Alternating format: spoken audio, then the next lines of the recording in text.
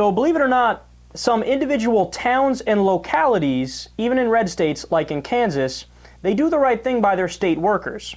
In fact, 2 counties in Kansas, one named Sedgwick County and the other is Wyandotte, or Wyandotte, forgive me for not knowing how to pronounce it, they have what's called prevailing wage laws on their books, which state, quote, employers receiving public funds may pay workers wages in line with the cost of living or industry standards of the community. So it's a very smart provision that says if you're going to hire somebody in our local government here to do, whether it be construction or whatever it is, you have to pay them a living wage. Makes all the sense in the world. And it's not even as strong a law that says about private industry, hey, all the private corporations that don't have contracts with the state, you guys have to pay a living wage too. It doesn't say that at all. It's just about the government contracts.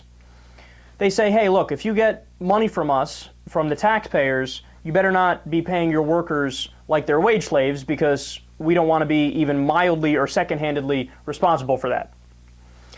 So on Tuesday, Kansas Governor Sam Brownback, Republican, signed a law aimed at prohibiting local governments from requiring contractors to pay prevailing wages on public works projects.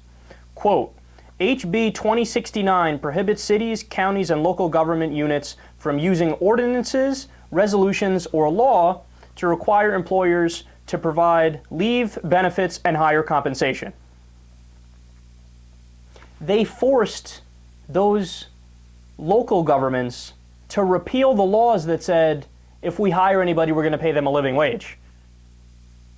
The state said, how dare you? You can't pay people a living wage. We're going to make it so that you can't have a law in your locality that says, if we contract, we're going to pay you a living wage. How mental is that? These people, I honestly don't know how these guys sleep at night.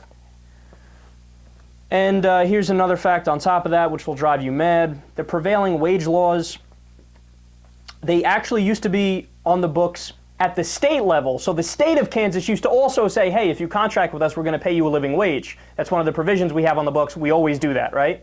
Well, in 1987, they repealed it. Why? Because big business lobbied them and said, hey, look, we don't want to pay living wages. We want to get it as cheap as possible. Even if they're illegal immigrants, we want to do it, right? So they repealed it at the state level, and now, just recently, they said every single local government can't even have those laws either.